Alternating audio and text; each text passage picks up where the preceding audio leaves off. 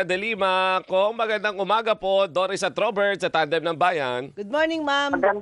Magandang umaga, Robert and Doris, at sa mga nanonood at nakikinig sa programa ninyo ngayon. Good morning po. Ma'am, Yes. makikita po ba namin kayo mamaya sa Senado kasamang iba pa po ninyong mga public prosecutor? Oo. Kahit wala pang tawag sa inyo base do sa O yung letter formal, na Oo. invitation. Pag-uusapan pa ho namin yan. Meron po kaming meeting ngayong 10 o'clock. On the way na nga po ako dun sa 10 o'clock meeting. May mga ganyan na mga usapan last week na pwede na kaming pumunta doon kahit wala pa sa aming formal na notice o formal na imbitasyon. Although pinadala na po ng bagong Senate President sa House yung letter acknowledging receipt of the resolution setting forth the articles of impeachment. Tsaka sinasabi nga doon na magko-convene na sila ngayon as an impeachment court at 3 o'clock. Pero yung sa amin, yung pagtatawag sa amin formally ay hindi pa po yan nabanggit.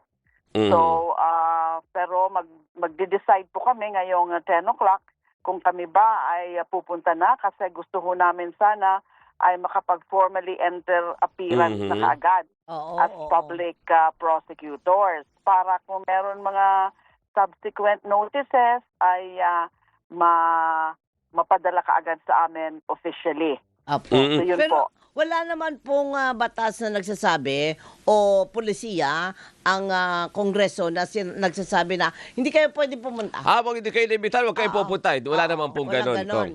Wala naman pong ganon. Pero mas maganda siguro kung, merong advance notice sa Senado at maging ano naman sila, natanggapin kami kahit wala pa kaming gagawin talaga doon officially like yung mag-argue na kaagad o syempre wala pa ho yung presentation mismo, yung formal presentation of evidence. So mas maganda sana kung merong ganong heads up sa Senado at hindi naman kami i-ignore, di ba, o i-snap doon.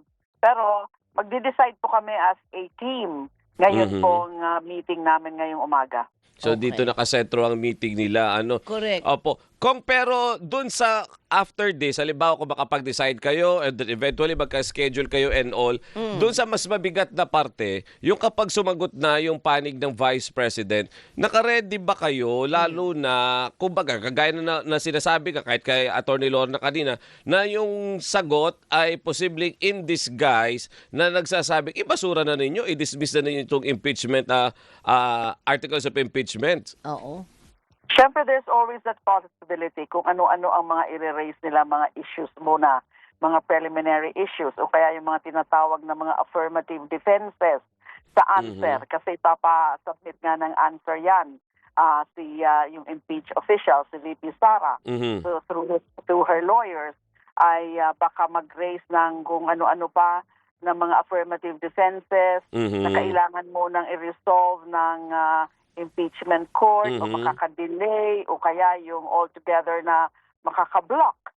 So anything can happen na kahit sa gano'n ng mga pronouncement ngayon na kaagad-agad magta-trial o kaagad-agad mag-convene pero yung tanong na kaagad-agad ba na magta-trial ay still in-announce na nila yan. Pero tingnan natin kung wala na talaga magiging balakid, wala nang mga kung ano pa na mga i-raise na issue just to block even the act of convening itself mamaya. You can never tell. Pero ma'am, di syempre, ito na, aarangkada na, no, di ba? At lahat ng tao ay nakatutok dito. What if bigla pong mag-resign si VP Sara? Well, ang magiging position namin dyan,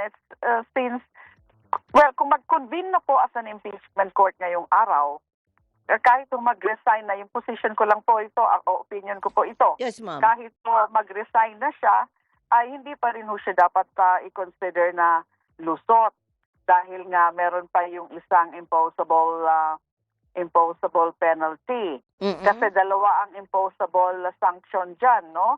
Yung pagpapaalis sa kanya bilang Vice President and therefore magiging moot yan kapag mag-resign siya. Pero yung isa, yung perpetual disqualification from further holding public office is another matter na hindi pwedeng ma-preclude just because mag-resign. But I must admit that that is still an open legal issue. Hindi pa ho natin alam yung pinaka-tamang doktrina dyan. Wala pa hong doktrina yung Supreme Court tungkol dyan sa situation na yan.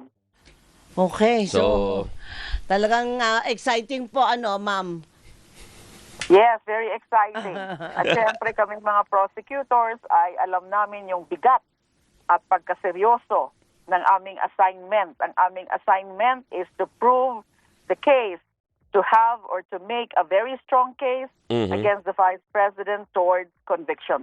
Alright. At Kong, last na lang po, hindi ba kayo medyo affected o kaya ay nalilito o kaya naman ay napapaisip with the present na sabihin na nating gusot sa Senado yung sa bagong liderato, and then ngayon uugong na may possibility na magpalit na naman ng Senate leadership, baka mabinbin din itong impeachment or yung effect sa impeachment, delayed na articles of impeachment, Kong.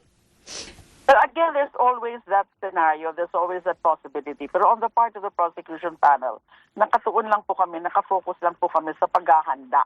Kasi para sa amin ay walang duda, wala namang question, walang issue na kailangan talaga ituloy ang trial. Wala hong option kasi, wala hong discretion ang Senado. Nasasabihin nila, wag na tayo mag-trial kung ano man ang mga reason ang mga sasabihin. Oo. So kami, nakatutok lang talaga kami sa preparasyon. Okay, okay. Tatanungin So, ko, sige. bago ko Oo. sana pakawalan, tatanungin ko si Kong, go. kung pupunta sila, kung magla-life vest ba sila. Hindi, joke lang po. Kong, maraming salamat po sa inyong oras. Congressman, You're welcome. maraming Have a salamat good day. po. Have a good day at i-ready nyo na po yung vest ninyo. Easy! Ingat po kayo, ma'am. Thank you, Ingat. Hindi ma'am. na naman siguro mangyayari yan. Wala na naman sigurong ganun ng gulo. Hari nawa, Sige po. ma'am. Thank you. Thank you. Si Representative Laila De Lima ng Mamamayang Liberal Party List. Yun yung mga